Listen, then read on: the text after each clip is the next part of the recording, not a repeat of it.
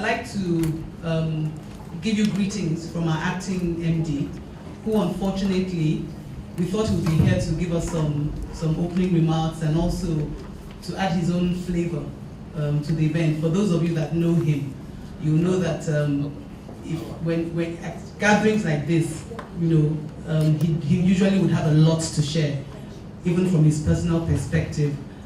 Last evening when I spoke to him and I said, MD, we're going to miss you tomorrow. He said, so I like to be amongst women, as I have my daughter, my wife, and in his usual style, and I said, don't worry, we'll hold forth for you. So he still sent his greetings and he wishes all of us a very nice outing today. So when this was conceived with the gender-based group in BOI, we said we didn't want something stuffy and something where it would be so stiff. And we also said we didn't sort of want the usual, you go to a women's event and it kind of follows the same pattern. And so we said, well, we'll try and make it different.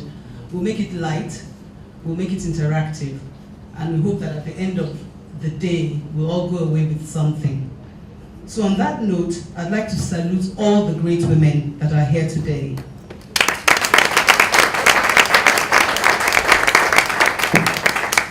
It's International Women's Day, and I don't want to go into the history of how it started, because I know it started with some protests in the UK, like, I don't know, 100 years ago, whatever. But there's a history to it. It didn't just happen.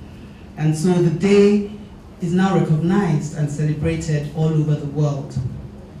The day is now set aside to celebrate the achievements of women and their importance as key stakeholders of the society, either as employers, employees, community leaders, entrepreneurs, both large and SMEs, as we'll get to see, and the list goes on.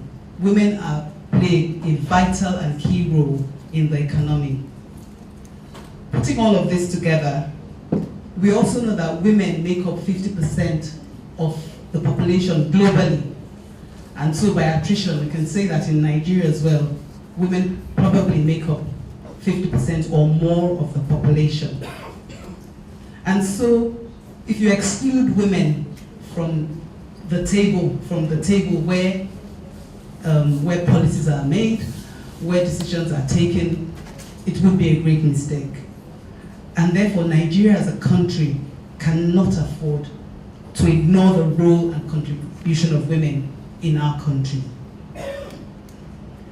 So what is the occasion?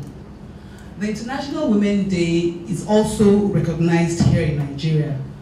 If you've been following the news, you'll find out that the celebration, I believe, started from the beginning of the month, because a lot of people has actually designated March as the month, the international month for women.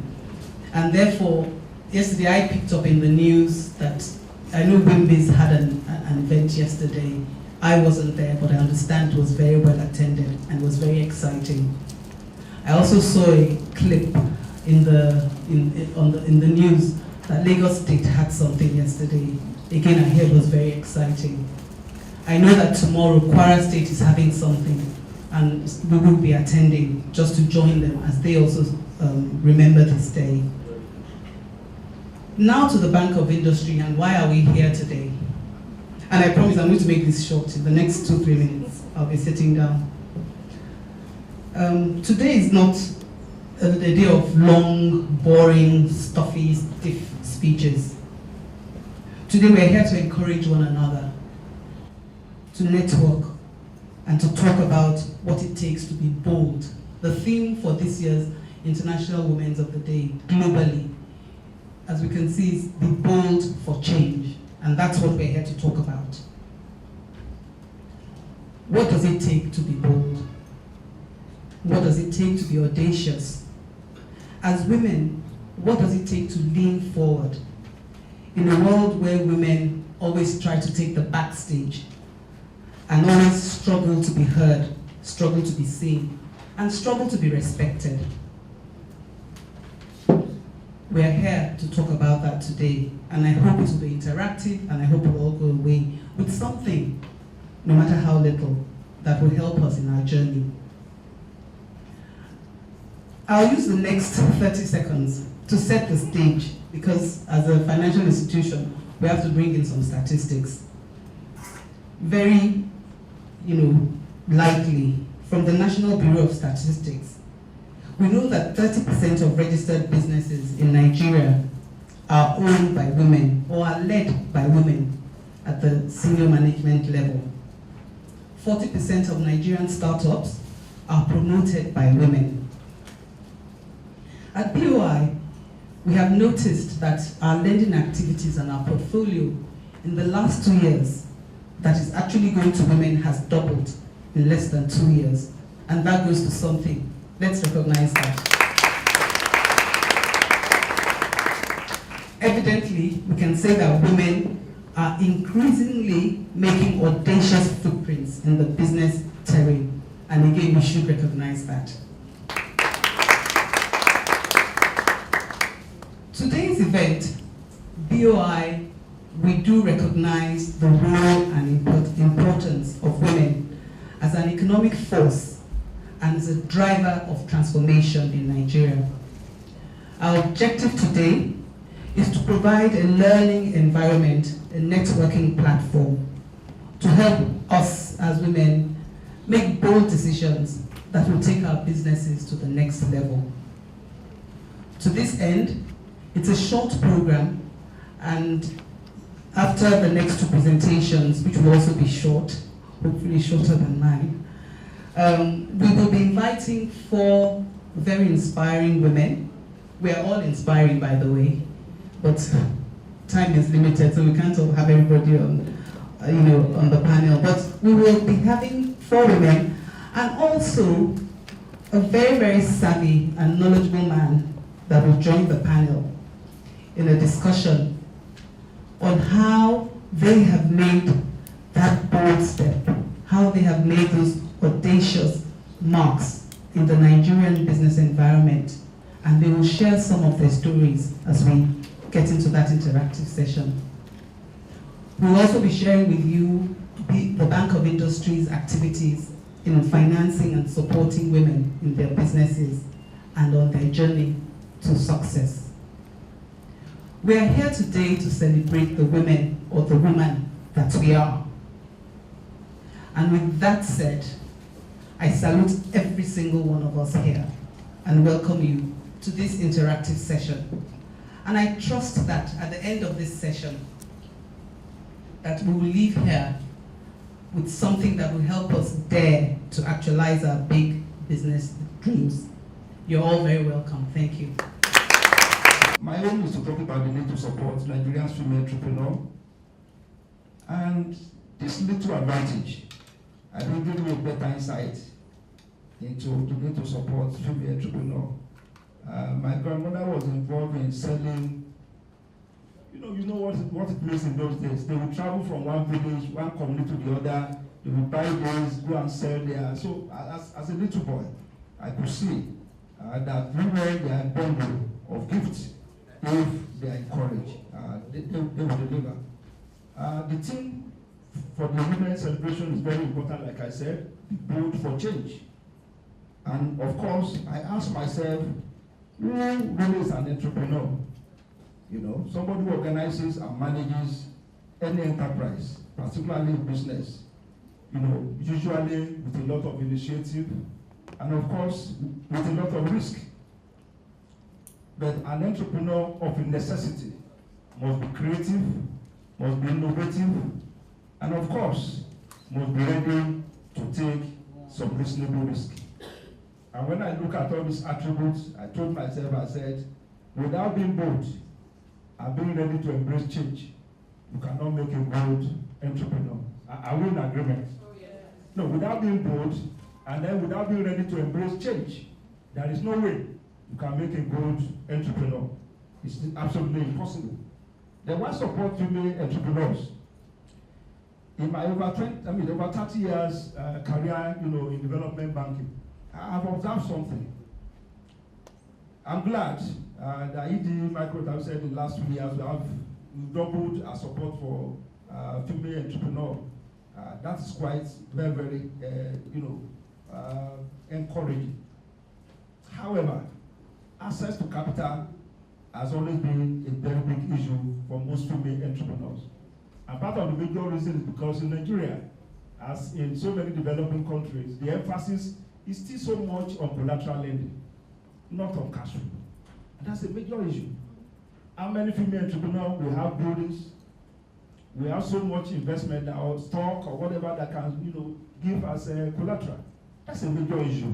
And I believe it is a major thing that we need, and I believe the panelists will do justice to some of this. Particularly if we look at the economic environment, where the businesses have to thrive, where will they get it from?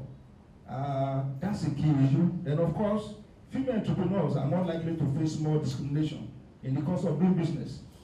Different types of cultural and religious harassment. I remember when we started the microcredit scheme, which developed a model sometimes in 1997 or 1980 or thereabout. We had these issues in some part of the north. The male staff could not access most of the buildings where you have these people in Poda. And there must be an arrangement to reach out to them with the scheme. So we have to make some deliberate effort to get some either female IT staff or something somehow to be able to reach out to them where they are in that place. Okay, I mean, these are issues, a lot of discrimination. And of course, female entrepreneurs face different work-life balance issues than male entrepreneurs. Most often, I think we're returning from Kaduna, was it yesterday in the morning? Usually when I get to the airport, I look at the queue. I saw the queue for male, and I normally look at the queue for the female. And I went with, two of my Amazons. And they were already seated about 10-15 minutes before I could enter the plane.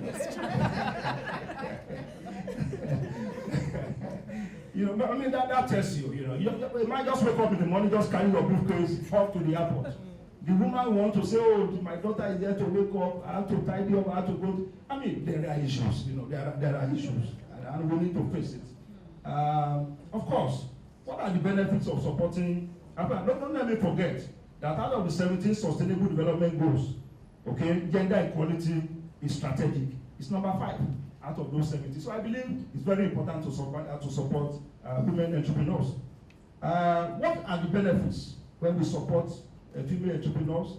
Of course, we talk about increase in overall global income per person. When people are idle, not doing anything, they don't add anything to the income. It's only when you get engaged, busy doing one thing or the other. And the time of housewife is gone. No house has a wife. Yeah, that's the truth. No house has a wife. That's the truth. People must be engaged, must do something.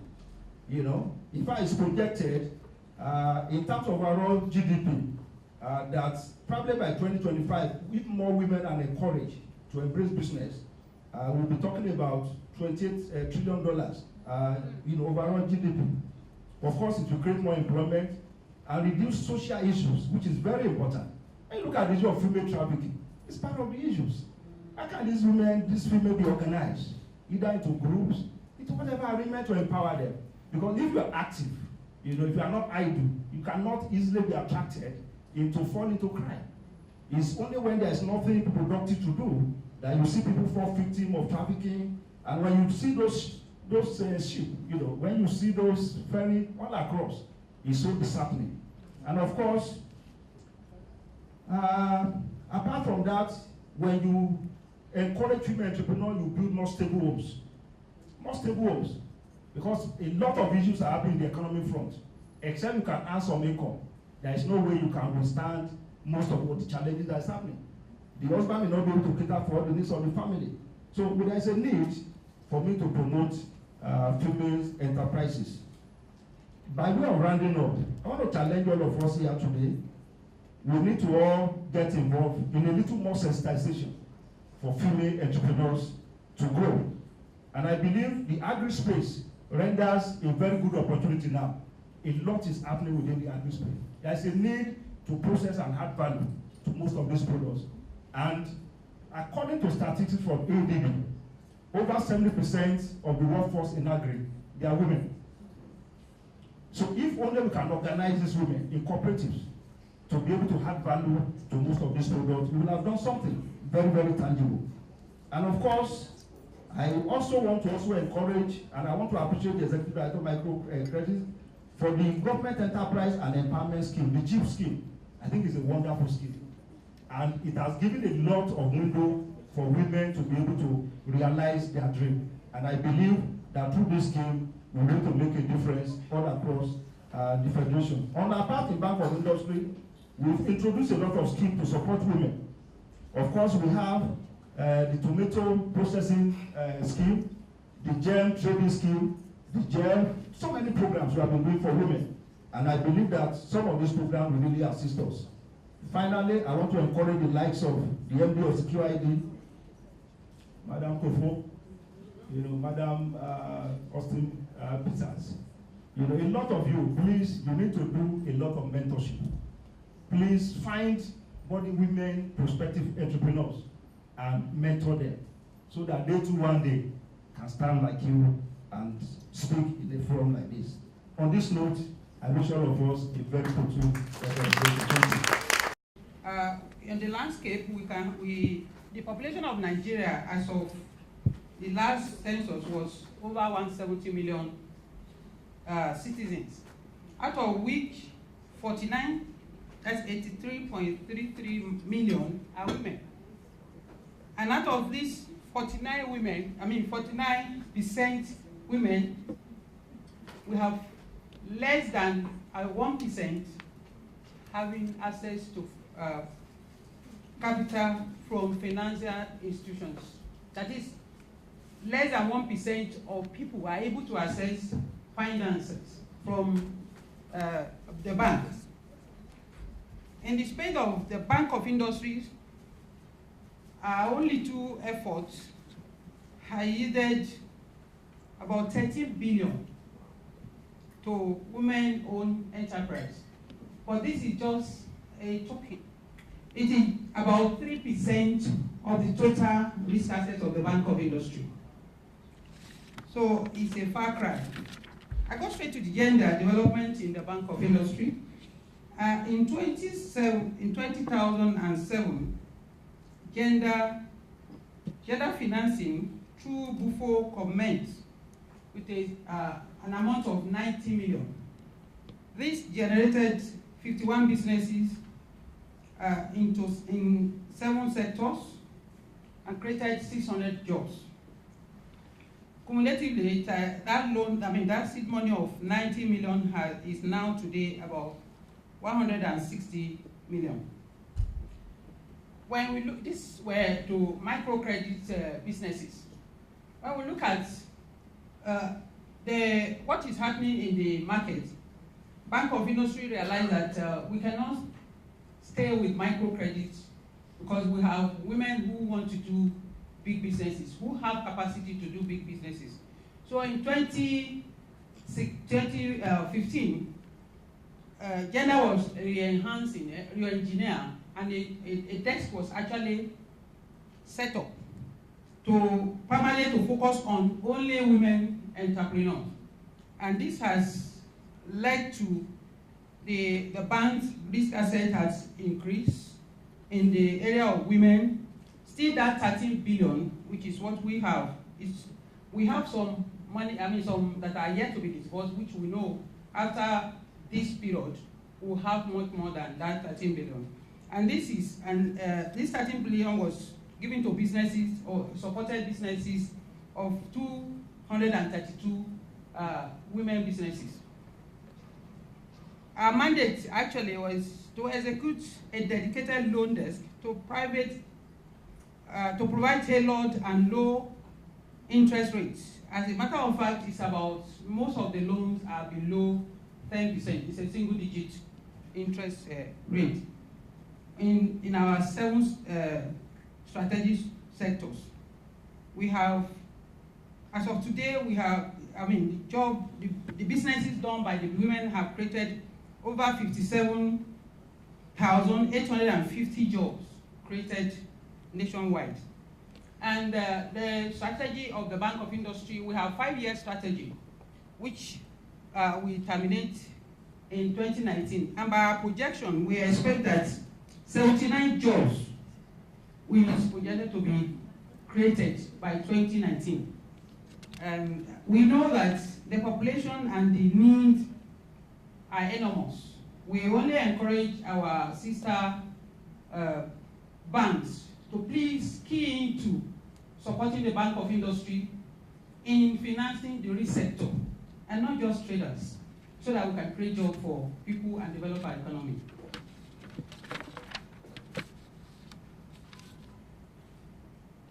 Under BOI, the support we give, that is the sector we support for women, is such that it cuts across. Gender desk is cover every project, that's every sector of the economy.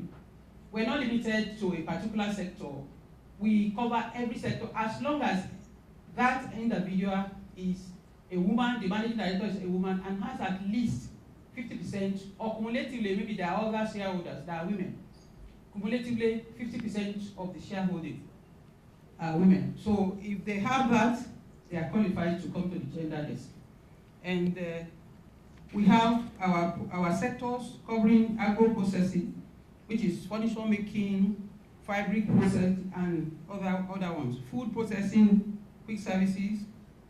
We have gas and petrochemical, which is personal care, household, and plastic. We have pharmaceutical inclusive as well. Engineering and technology, just to run down the solid mineral, creative industry, renewable energy, and this renewable energy is particularly of interest to us because we know the power issue in the country.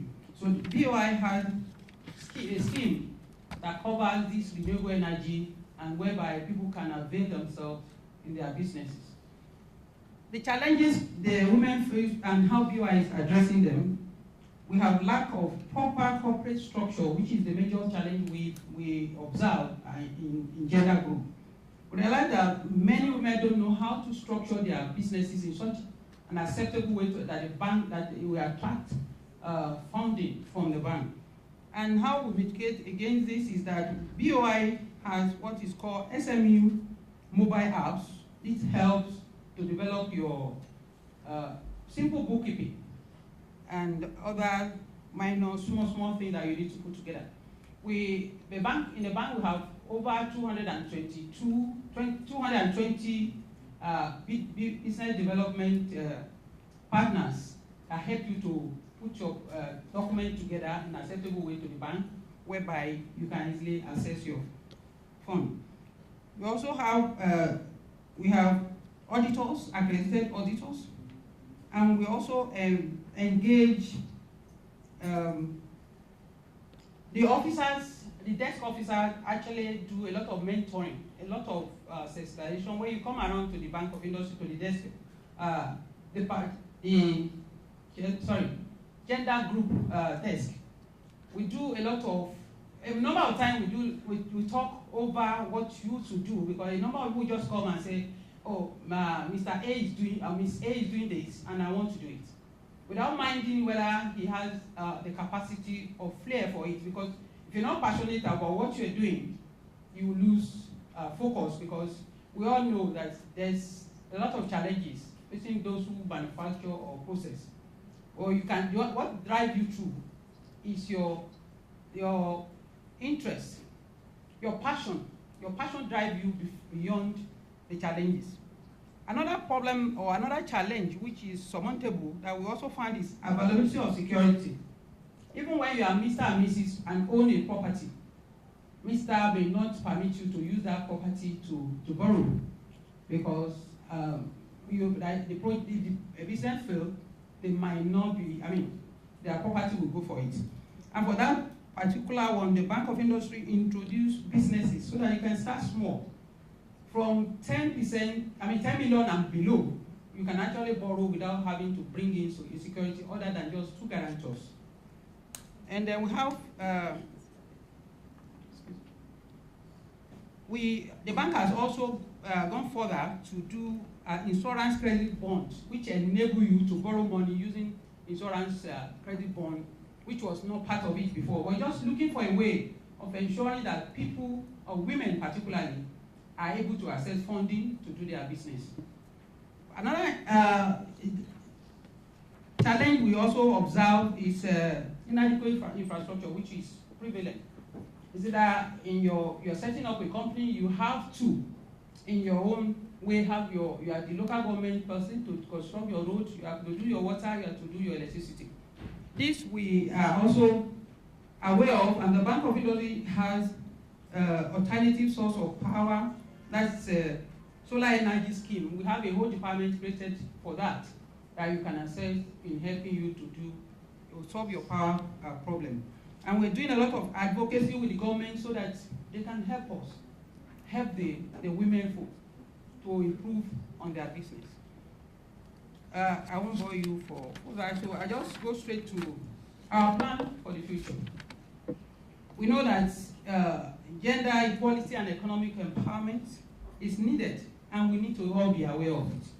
You need to know that there's no difference between a man and a woman. You just put in your best, do your best, and then your business can boom. And BOI has a listening ear. We want to listen to our women because when, like my colleague said, if we empower a woman, you actually have empowered a nation. And so we want to encourage our sisters and mother and friends to come into the Bank of Industry and avail yourself of all our products that are available. Our product cut across anything that is legal for you to do, even as little as hairdressing, you can do, and anything that you have a comparative advantage of locally that you can now turn into competitive advantage. We support you, and the bank has, the management is in this, sorry, maybe a way of rounding up is to ask you to please go to our website and look at all the products. We have more than 40 of them, different products, and the low interest rate, low tenor, which will enable you to grow your business. On this note, I want to say congratulations for every woman today, and happy Women's Day. Thank you. Second, I'll go to Afi Williams, Ms. Afi Williams, who is in the agribusiness sector. Afi has combined the willpower, has combined willpower and innovation to locally produce and retail products that were previously imported. And today, we know that is significant. Afi has woven activities in Nigeria's crop production subsector with manufacturing, and she's been able to sell her products to a wide distribution network nationwide. Hadiza mentioned in the introduction, for all of us, especially women that have been eating all the dried mangoes and dried fruits, exotic Nigerian fruits, she's the woman behind all of that. As we can also see, and I say that Afi's love for marathons epitomizes her drive to dare to be different. You're very welcome. Next, I'll go to Otumba Wasiu Taiwo, who is now being another Balogun amongst women on the stage. Otumba Taiwo is a clothier, if I can say that, but of a very, very clothier with a difference. He has created a niche in a very fragmented market, and his products have been showcased in international exhibitions. He has clothed notable people in our society, local and international personalities. His Wessie brand is top of mind. And for those of you who, at least one thing we can say about our past presidents is that they always step out rightly. He's the man behind all of that. You're very welcome. Next we have Pamela Ajayi, who I like to call PJ, and she knows why.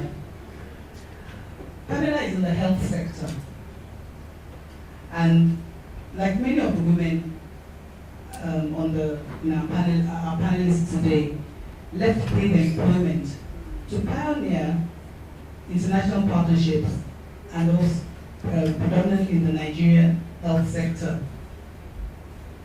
She has successfully built a nationwide network of world-class medical laboratories. Her brand in Nigeria, and she'll talk about that, continues to be the reference in medical diagnostics in Nigeria.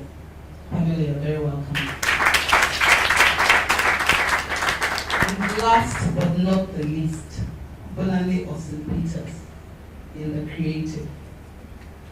Bolanle is the promoter of Terra Culture, as we all know.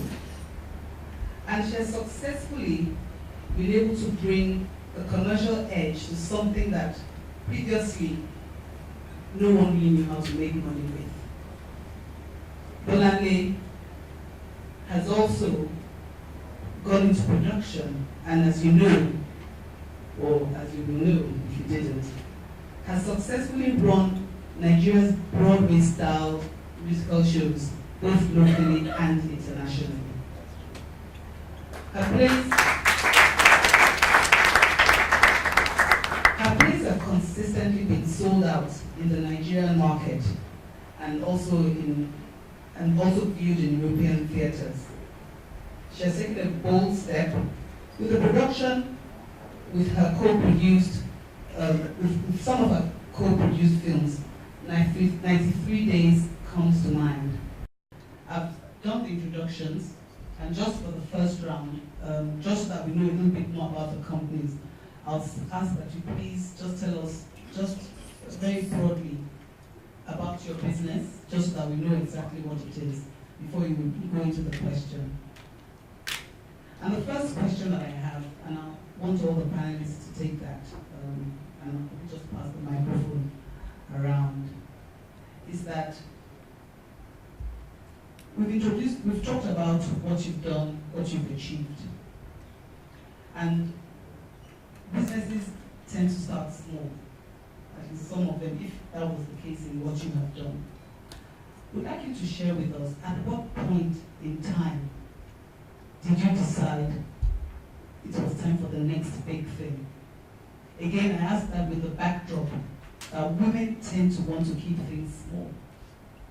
But we're talking about success, we're talking about being bold, we're talking about being audacious. At what point in time did you decide it was time for the next big thing? I'll start with Mrs. Sadiq. Thank you. Good morning, everyone. I run a company called Secure ID, and Secure ID is actually an offshoot of the first company that I had created, which was Interface Technologies. But just to take you back, started my background in banking. I'm a student of mathematics and did an MBA. So I tend to be more in the area of, I thrive in male-dominated space. Maybe it's proof of point, I'm not sure what it is. But did Interface for a couple of years, probably about 9 years or 10 years. Interface is 18 years now, and I have a woman running it. And she's been running it very well. But whilst I was in Interface, I saw an opportunity and felt I needed to go for this. Now, Interface was just me, myself, and I. It was owned by myself. And at that point in time, I felt that, we had built Interface to a certain stage, and it was time to go to the next big thing. I wanted to build an institution where I am accountable, an institution where I have investors, because when you have other investors invest in you, then you are accountable to them.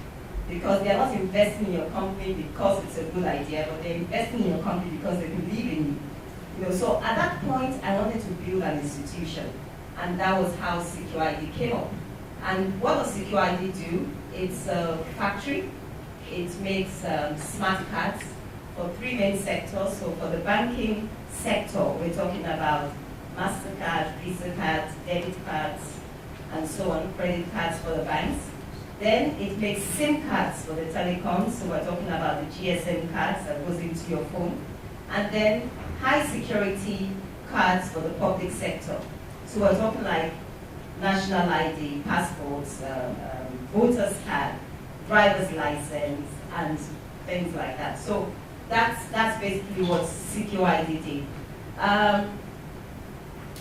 At every stage in time, as an entrepreneur, you would know when it's time. So from the small company, myself and I felt a drive to build an institution. I wanted to be surrounded by mentors. I had a large dream in Secure ID, but I'm one that believes in organic growth. I believe that you take baby steps, one step after the other.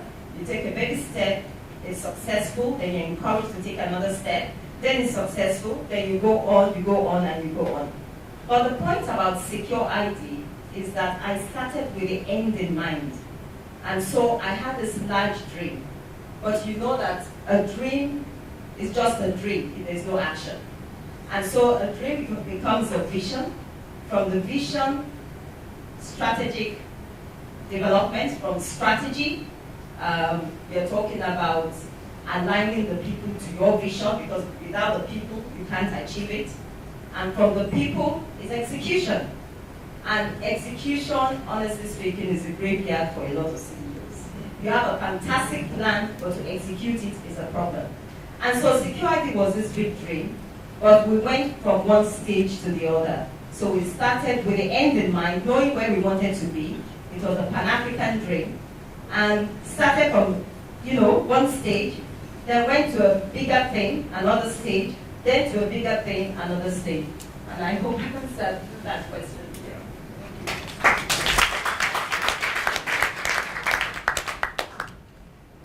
My name is Bola Peters, and I founded a place called Terra Culture.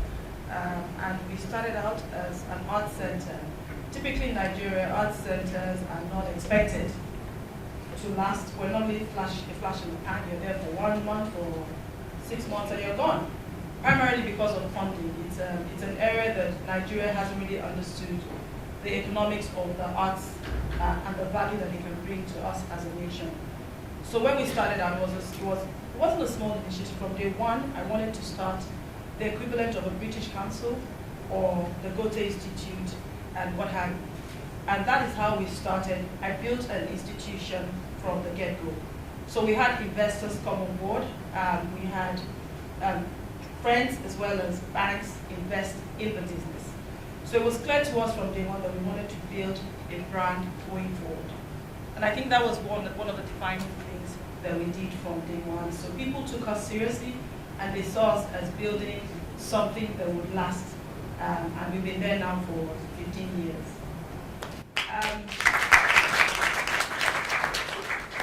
We started the initiative on roughly maybe about 100 million naira, and today the business is worth more than $1 billion in terms of assets. And the way we've done about it is that at every point in time, I and my team, I have an incredible team, we sit down and we ask ourselves, what more can we be doing in this space to bring value to the industry? So we have the culinary arts, which is our food essentially, and we know that food sells, but Nigerians somehow have not packaged our food to the extent that we can become like the Chinese and Indians and Ethiopians. So we started our Terra Culture restaurant. And believe it or not, our restaurant is probably one of the most consistent revenue earners for the center.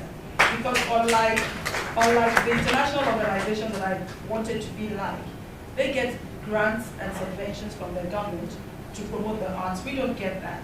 And that was the value of having other people on board who advised us then that we had to have a sustainable plan.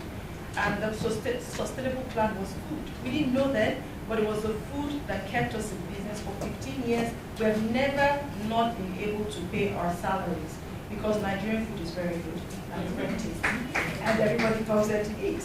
So I think food, for instance, is an area that a lot of us need to still look at the possibilities of investing in as well. Then from there we moved into productions. The productions came to mind simply because we were in platform. So what we did was we gave the artists an opportunity to come and showcase their works, the visual artists, the performing artists. Everybody came to Terra Culture to do their thing. But then we noticed there was a gap. There was a gap to the extent that most of the plays that we were seeing were not profitable, and also the audience followership was very minimal.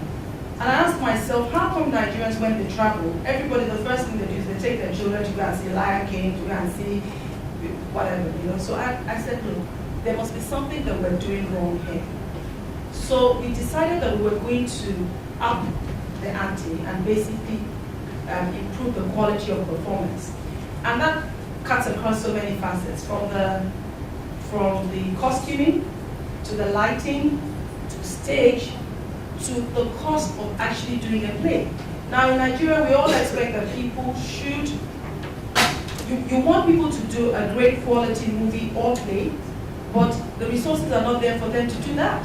So when people go off at Nollywood and all the plays that they see, I ask myself the question, what do you expect?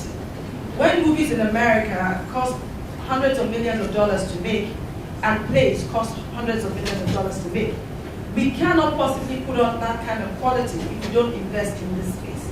And what this space does for us is that it generates a lot of money over time if we invest in it. But nobody saw the arts as a business in Nigeria, so it was very difficult to convince people. So we started with the first play. We did it cost us almost 100 million naira to put together the first Saro. But infrastructure was a problem. We had the play in a marble space. Marble and sound don't mix well together. So it was a disaster, naturally, because it's not built for theater. But the one thing that is consistent in Nigeria is that there's talent. So but talent without the infrastructure and the money to back it cannot provide excellence.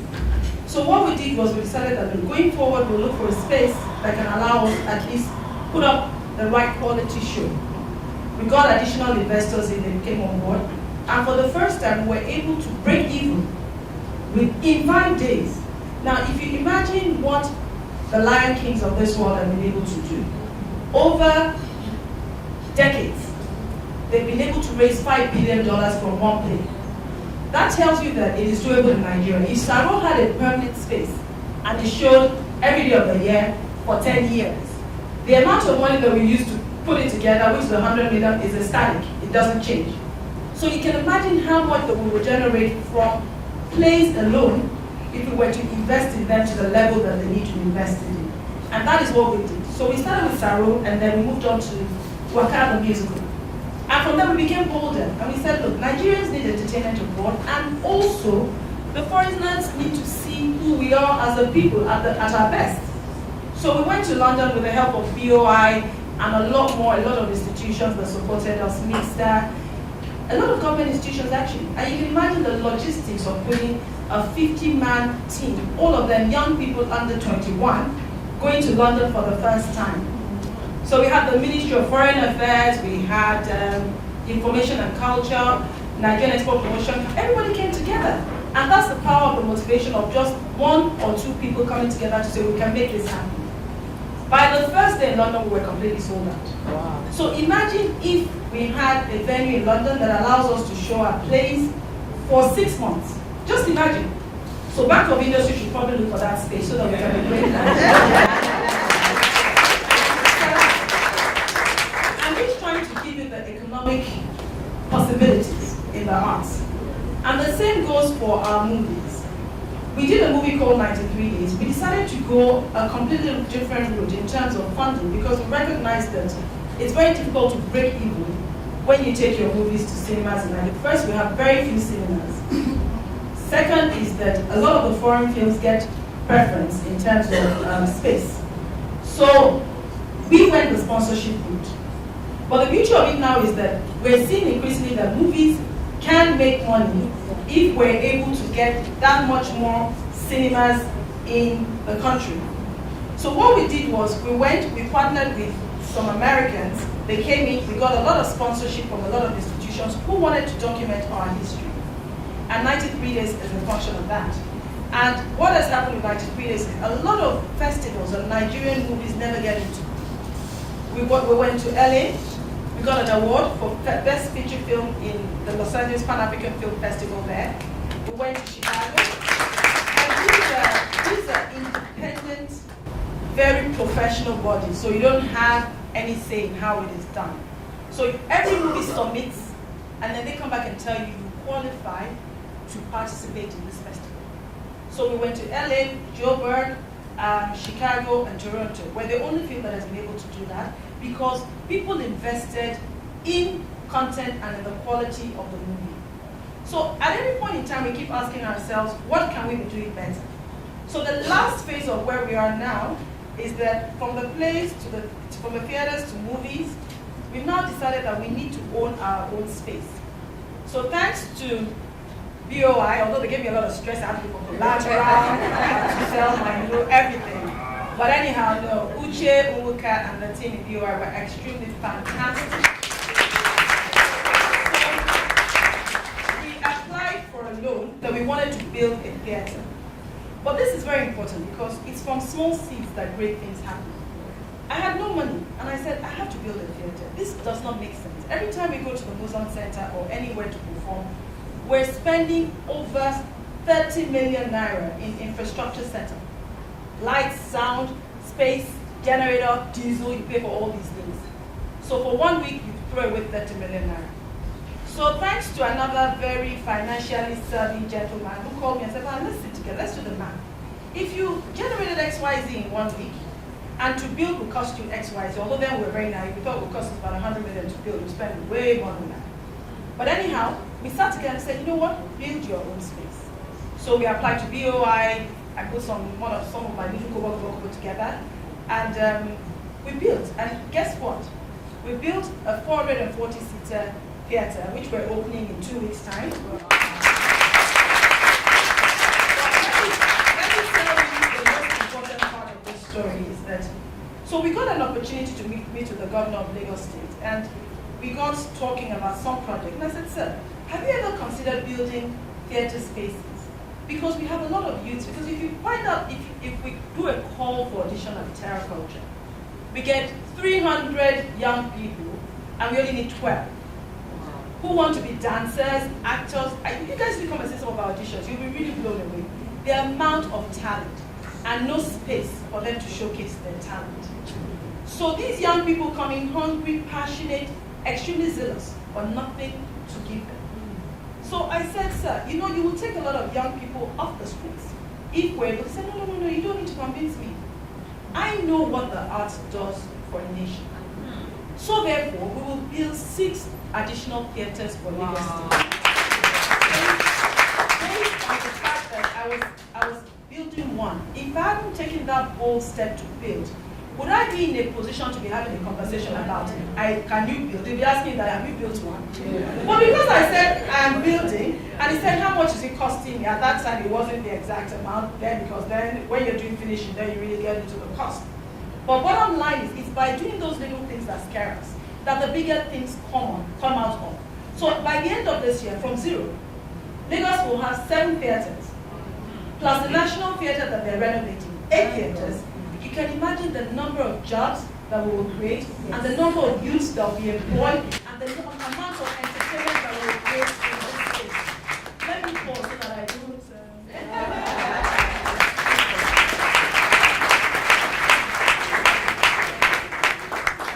I'd like to say a very big thank you to Bolande.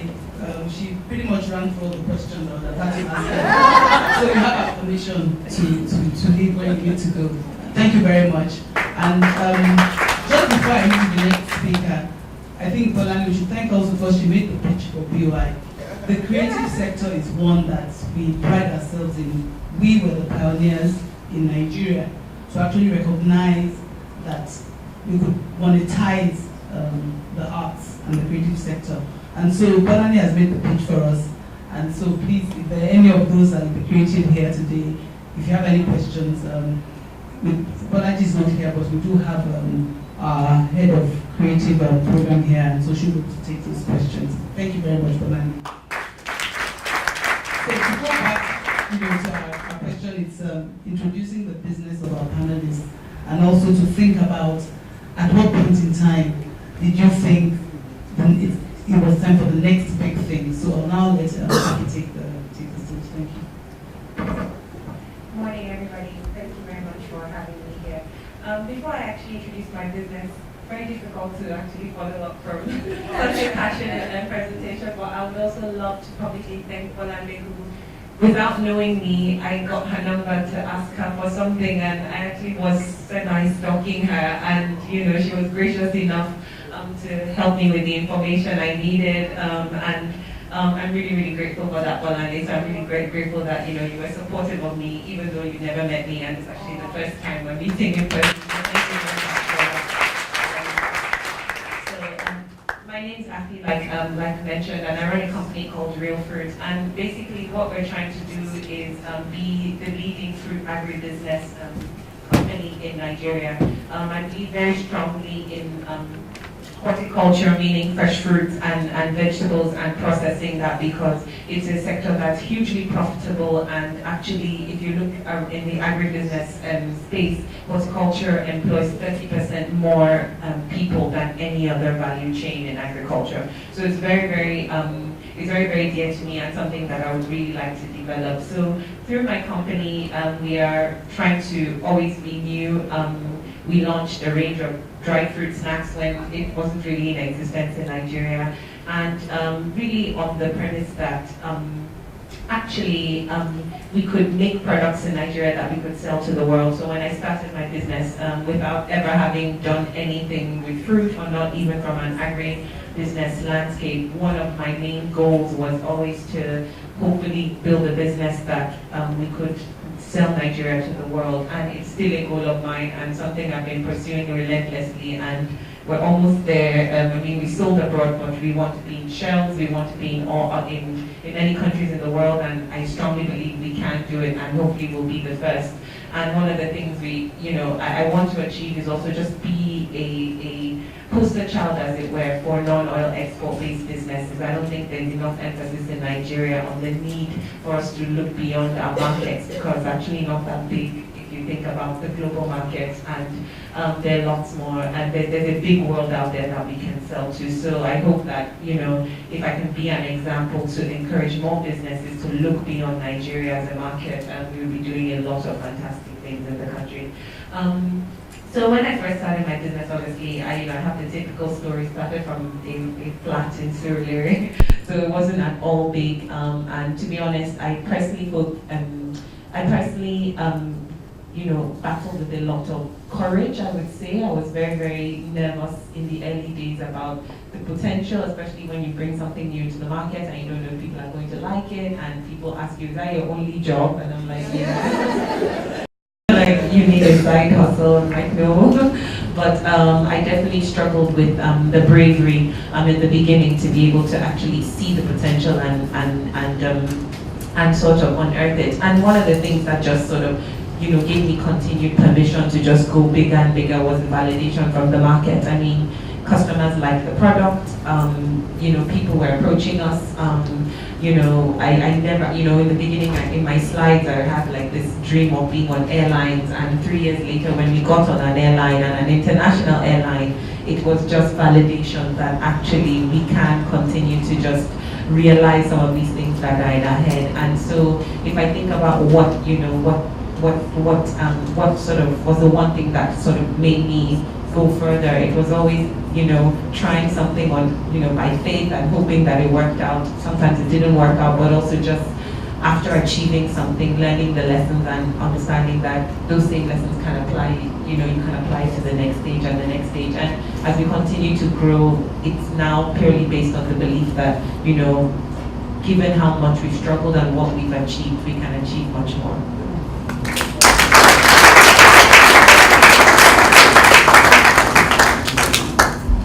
Thank you very much, Mrs. Williams. That was fantastic. One of the things that she kept on saying was she needed to be bold. So I see that boldness sort of running through a lot of our panelists. With that, I will turn it to Pamela. So please do the same thing. Thank you. Thank you very much. Good morning, everyone. I run an organization called Pathcare Laboratories. And Pathcare Laboratories was essentially set up in line with my personal vision, which is to improve healthcare in Nigeria. We started in 2004, and at that time, there were no international standard laboratories. In fact, we had a problem when we first started because doctors essentially hardly tested patients, and patients themselves actually didn't believe they should be tested because the standard of testing was such that nobody believed the results anyway, so why were you even doing it?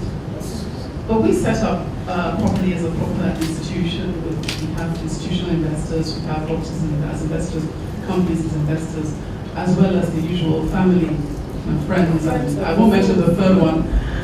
And we started with a laboratory in Victoria Island, but right away with international partnerships to ensure that we had international standards.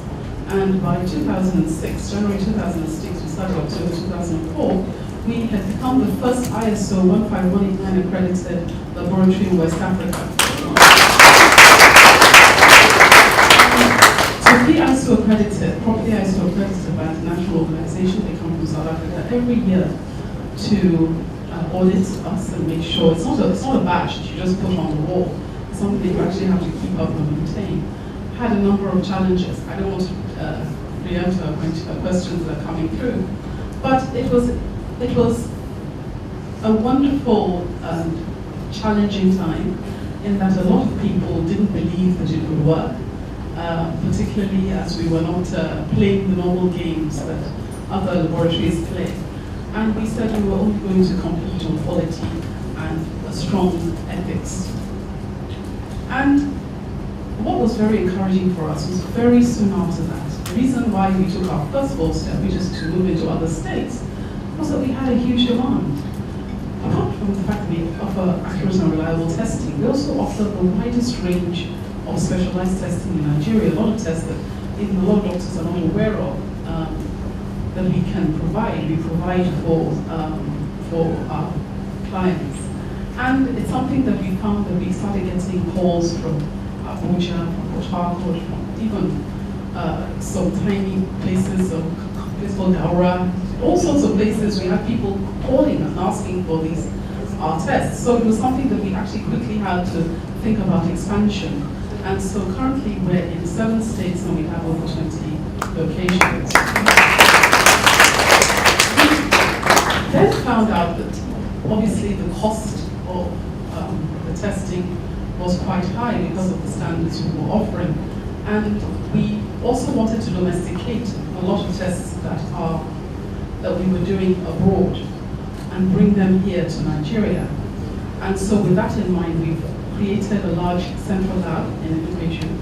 And that's actually something that we're looking forward to working with the Bank of Industry to develop and to extend our reach further in Nigeria, because there's still a lot of call for the services that we require. I do want to step in there and say that when I looked at when Dr. Mrs. Ajayi was talking, I noticed that healthcare was not on the list. And I do want to make an appeal, not just for Bank of Industry, but also for the country as a whole. Healthcare in Nigeria is not where it should be. $1 billion was spent abroad on medical tourism. Healthcare needs to be a priority sector, not just in Bank of Industry, but in the country as a whole.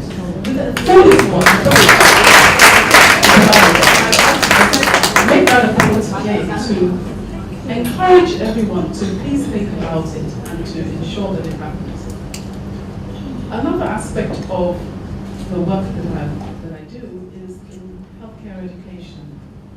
I host a program called Doctors on Air. I know a number of you have mentioned that you listen to it. And I've also been running this for the past 6 years. It is very important to provide medical education for the public. And it's actually very interesting because when we first started providing that medical education, we found out that we had to pay for it.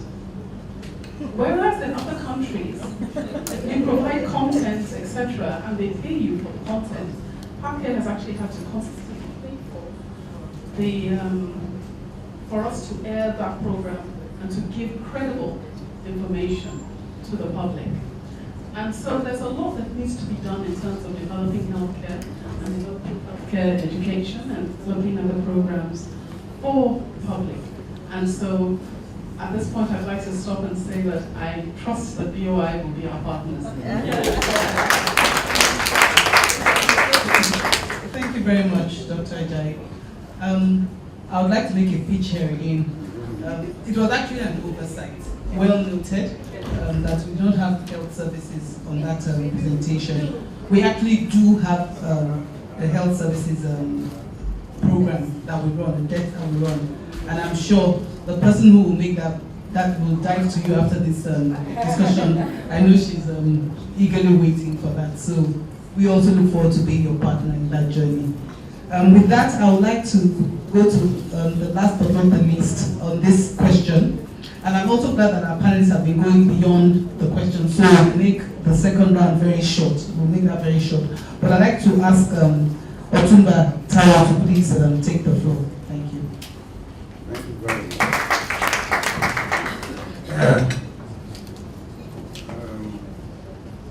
I want to appreciate God for giving me this opportunity this morning to be here. And I want to thank Bank of Industry for what they're doing. I don't know why I have to be the second person for here. I want to take the permission from Mr. Babatunde. Sir. I hope sir. Thank you, sir. I don't know why the men are struggling, but I want to start with that mode. Because if you remember, from the beginning, when you have Adam and Eve, after a little while, you went trying to take over and say, they have been in charge. So, I only want you men not to struggle.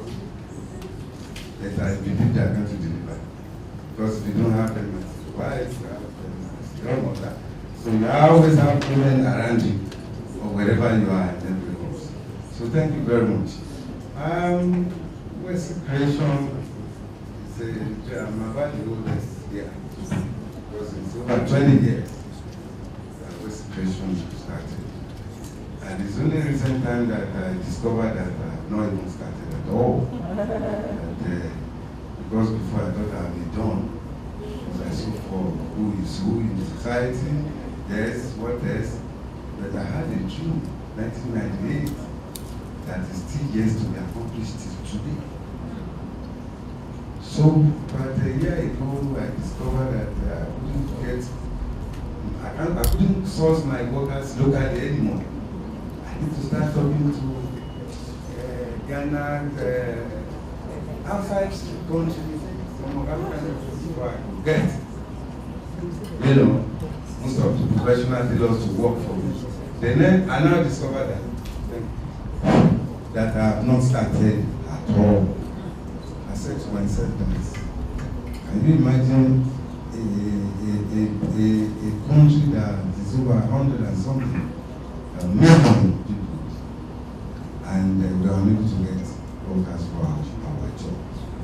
And this is the job that's more important to everybody. Because being you, whatever you might be, you need a tailor to clothing you, to button you up before you can go out. So that's why I want us to take this profession very, very serious. Because we are lacking behind in Nigeria. When I go to some international exhibition, sometimes 4 or 5 years ago, I discovered that we are no match. We can't compete internationally. I now have to come back home and say, okay, what do we do next? I've been to London College of Fashion. I have tailors, but they are not good tailors. They are not skillful tailors. We only have few of them that can do what you want after a little training. Most of them, they are not even there at all because we don't have the training institutions that will produce professional tailors in Nigeria. It was that at that point that I now discovered that yes, I have not started. I started talking to DY. What I think we need is a production of that have all the sophisticated equipment that can produce in mass. Because what we discover is that most of our tailors in Nigeria are just made to measure tailors.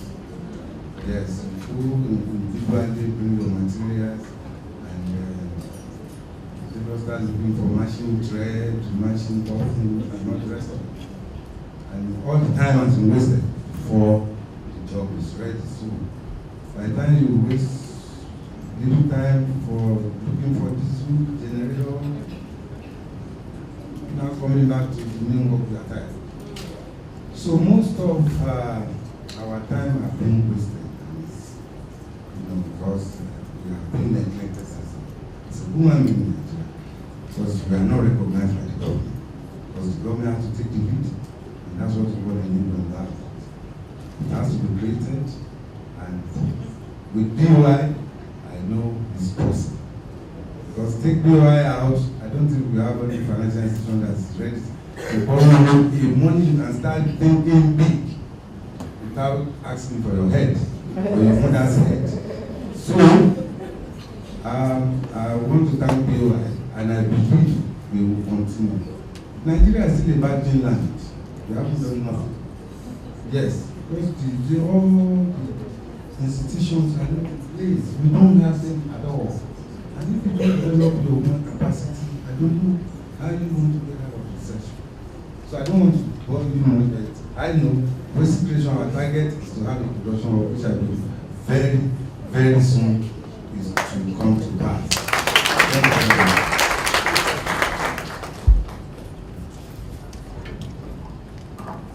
Thank you very much. Thank you very much. I just looked at the time, and as I promised that I wanted to make this interactive, I'm going to just ask one more question. So it might be loaded, but and I'll please ask speakers to maybe in 2 minutes or a minute, 2 minutes, just sort of run through it. So I'm going to make it 2 questions in one, but I hope I'm still in one answer. So in listening, we've touched upon what it takes to run a structured business, because we're looking at structured business here. And one of the things something that excited me is the fact that we have actually cut across several industries, several sectors. And what I've taken from that is that there's light at the end of the tunnel, and you just have to have that dream. And then follow your dream and you can make it. We've talked on a lot of things, on challenges, and I know that if I don't bring it up, there'll probably be an outcry at the end of this presentation, access to finance. I know our speakers, please, we did not talk to them, I did not speak to anybody before this discussion. So all the pitch, all the nice things they said about BOI, they really meant it. But I think, looking even beyond BOI, I'm sure a lot of people here are also doing in one business or the other. And I know that access to finance is always a key challenge. So I'd like to throw that out as my first question, is how did you deal with this? And as I said, looking beyond BOI. BOI is there to help, BOI is there to hold your hands. But that is something that I'd like to just speak about, so that as a group, we can all sort of maybe take that up in an interactive session. The other second part will be, in Nigeria at a time like this, when it's recession, or we are in recession, technically in recession, and people would think that that's a time to stop, or that's a time to slow down. I think counterintuitively, that actually is the time to really be bold and take that step to growth. And so the second question would be, how have you addressed this, or how have you thought about this in your line of business at a time when the country is economically in recession? So 2 questions, access to finance, and the second one, thinking about the economic, the ecosystem, the economy, time of recession, what have you done? And I'll just go from my left, I'll just take it one by one. Fufu. Okay, I'll try and make it short. You see, finance is built on, in my mind, is built on trust. And what are the ingredients of trust? We're talking about discipline, we're talking about integrity, and probably self-denial, denying yourself of certain things. Financing as well, trust attracts a good partnership. And I would like to say that one of the best partners that Secure ID has in the finance is BOI. BOI and Secure ID have one main focus, or similar focuses, which is they are interested in creating value in the economy. They're interested in import substitution. They're interested in creating employment for the people. They're interested in improving our GDP in the country. And so it was very easy to align with a bank like BOI, whereby you need finance for something that not only has never been done in Nigeria, but has never been done in Africa. And so when we started at Secure ID, honestly speaking, it was quite difficult because we had nobody to compare ourselves with within Nigeria. And because we started with a dream that would ensure that we meet certain global standards, our competition was more European and outside the continent or outside Africa. I think that a bank like BOI would definitely identify the kind of businesses they want to. Does it add value? Yes. Import substitution? Yes. Does it create jobs? Yes. Have you done, is it a bankable project? Have you done the analysis? Have you looked at all the different risks? Have you come up with all the mitigants on those risks? Yes. Do you have a good track record? Yes. What is the purpose of this business? Are you in business to make money, or are you in business to leave a legacy? Because when you're in business to leave a legacy, your approach to the business is kind of different. You're not just trying to create a business that will make profit, but you're trying to create a brand that will allow different products to thrive, a brand that would outlive you. And that's when we talk about the structures, the corporate governance, and so on. And that's what a bank like BOI would look at. Do you have the structure that can absorb shocks? So when shocks take place, can your structure absorb it?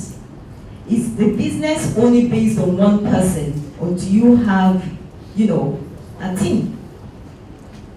And so in accessing financing with BOI, especially in our case where, we were trying to access a huge amount of money, and we are talking about billions of money. It was obviously a very tough ride, but in them aligning with the vision, we were able to get through with it. And we're very fortunate that it's not just a partnership, but we're very fortunate to have them on the board. And on the board, not just giving us finance, but actually guiding us and advising us, because being in manufacturing and being in technology are two very difficult areas. With technology, you're fighting with obsolescence, because you're into technology, but you have to keep thinking. You have to keep thinking, so you're ahead and ahead and ahead. With manufacturing, we know what it's like in the country to deal with manufacturing. And as I said, our competition is outside. They don't have the same problems we have. We're competing with companies in Russia, in Dubai, in Asia. They don't have power problems, so their cost and our cost, how does it compare? And today, we're proud to say that Secure ID, we export to about 21 countries across Africa today. And so, we go through one stage of finance. They see that we're paying back. It's defaulting on our payments. And then we have a bigger dream. It's very easy to approach them again for additional finance. But what I'll basically say is that financing is based on trust. I'm sorry that I'm starting from the middle, but honestly speaking, it wasn't as easy as that because I started my first company, like she said, from a guest room as well. And I started with having an uncle that believed in me to put a very small amount in it, and then went on to get clients. And from those clients, I got referrals because we kept doing good jobs and good jobs and good jobs. From there, the bank would notice you build a good track record, and then it goes on like that. And it was then very easy to access finance. But today, I like what BOI is doing. They have a desk for gender. They're looking at SMEs. In our days, a very long time ago, I don't think banks were looking at companies as small as, when you find a company that was starting from your guest room. So you can imagine how small that company is. You couldn't access finance, So, so now you have all those opportunities ahead of you, and something that we should all take advantage of. I think the next question was the recession. Of course, a lot of our raw materials, I would say 80% of our raw materials are imported. So if we say that we are not going through, very hard times, I'll be lying to you. But we also have a situation where in our business, I would say probably 10% of our workforce are expatriates. And so what that means is that you have forex spendings all the time. But what did we do? We have focused a lot on export business so that we get export proceeds. Now, those export proceeds are still growing. They are probably not large enough to take care of all your raw material needs, but at least they're getting you somewhere. So we're focusing a lot on building a brand outside the country. We exhibit in different African countries every year. We have agents in different African countries. So we're focusing a lot on export.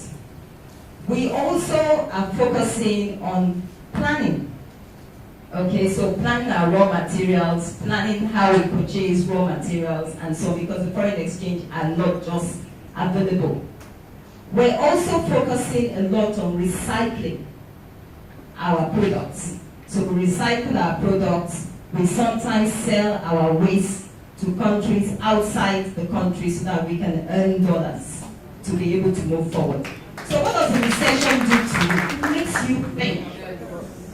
And we're also, the 70% of our raw materials have the potential to be manufactured here, but it's largely dependent on the petrochemical industry.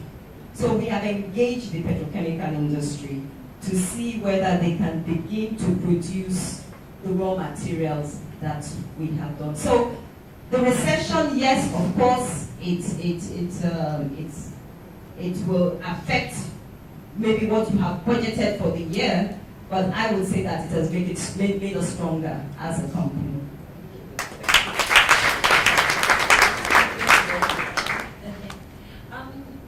For the question, regarding the question to access finance, so one thing I'll start with saying is that, unfortunately we have a very tough situation in Nigeria where raising money, if you're not raising large amounts like billions of naira, is actually more difficult than perhaps raising smaller.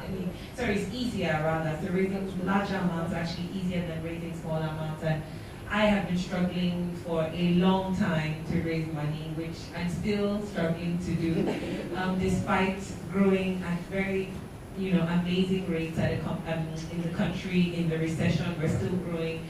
So it's really tough, and there are no easy answers. What we've basically done is rely on friends and family. We've won a few grants, but I still believe that there's a lot of room to really get SME lending right, especially equity investments, where obviously entrepreneurs are given enough funding and support and the time, because to be honest, what I've achieved in 5 years in Nigeria would take me like 2 years to do any other country. So there's a problem where entrepreneurs need more time to prove their concepts and and money as well to do that. So I guess it's a call to any financiers in the house that, you know, SME funding definitely needs a more aggressive, look beyond asking for collateral. So in terms of the recession, I guess I'll just piggyback onto what Koko has mentioned, which is looking at export markets. What happens when the naira is weak is that you all of a sudden become cheaper to sell to countries abroad. So you're actually more competitive, and we found that that happened with us as well. Before, selling abroad may have been out of our reach because we had a stronger naira, but with a weaker naira, you're actually able to sell abroad much more easily and can compete with other markets because all of a sudden your currency is weak. So it's actually not such a terrible thing if we can look at appropriate markets and or obviously planning, thinking, being more resourceful and looking at even other markets locally that you can create products for. But I think looking at global markets, looking at earning foreign exchange puts a Nigerian company in a very strong position, and any entrepreneur planning a business where you can look at a component of that business being international.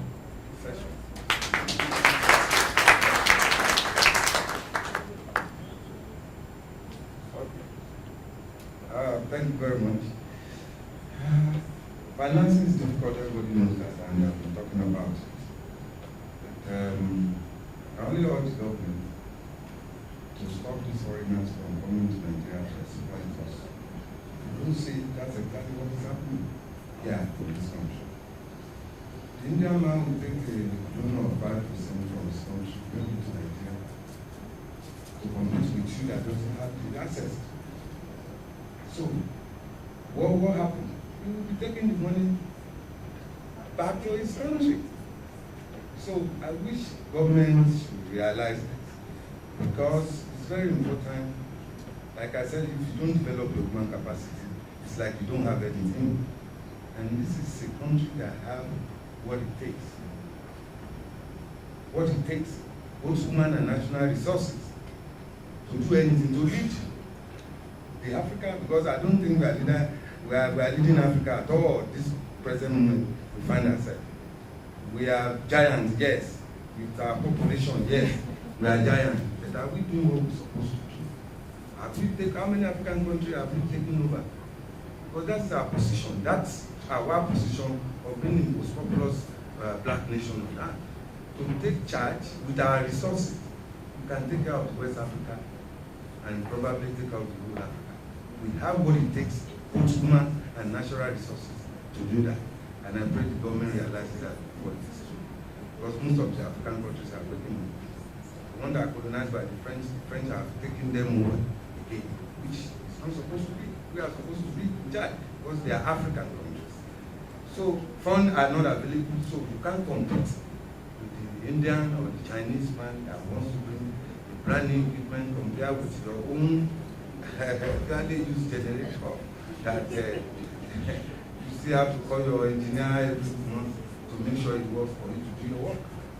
So, recession, yes, we are supposed to be doing what we're supposed to do to take us out of recession. Recession is supposed to be, joy to us.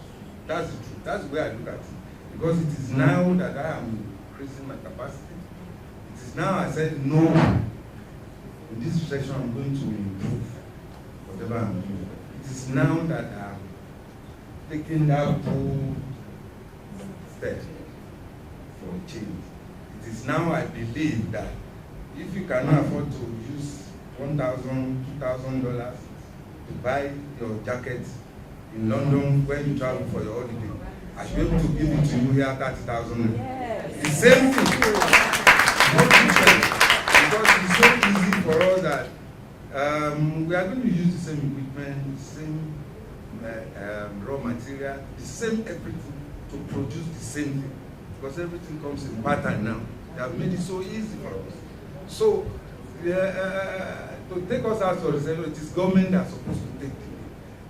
It's not everybody. Everybody is not in Nigeria. They believe everybody's sitting. Because most of my friends that are in government, that I went to, let's do this thing. They said, I'm on this money. And it's a peanut. And if you see the kind of employment that will generate, You see the kind of employment that even the tailoring industry alone will generate for Nigeria. You won't believe it, because we have different departments in that industry. What we do it locally before, it's to start and finish. That time has gone. It's going to be a mass production thing if we have to compete. And I believe everything relies on government. Bank of Industry, you have the opportunity to take the bull by the horn. You've been doing it, but it's not enough, because you have to take charge. Because a Chinese friend told me that he wants to bring an equipment to Nigeria. He went to bank in China to borrow money, and for the fact he's using that money to bring the equipment again, he's not taking that cash out of China. It's 2% interest. I couldn't believe it, but that's what he told me. He said for the fact that you want to keep the workers in China working, you are borrowing money, you are using the money to take the equipment out of China, they are giving you 2% of interest on the money. So please, how do you want me to compete? 23, 25% in Nigeria. So to get out of recession, the government has to do what they are supposed to do so that we can get out of it. It's not a magic. That oil money is almost, it's not there anymore. And if by the grace of God is coming back and we have stabilized, then it's going to be a plus for us. Then we can be charge of Africa. Thank you.